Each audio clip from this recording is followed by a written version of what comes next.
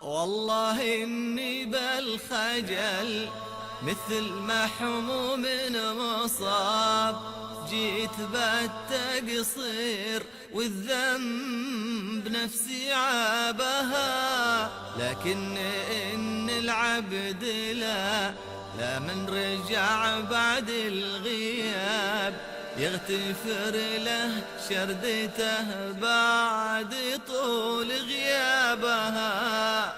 والله إني بالخجل مثل محموم مصاب، جيت بالتقصير والذنب نفسي عابها، لكن إن العبد لا من رجع بعد الغياب يغتفر له شردته بعد طول غيابها.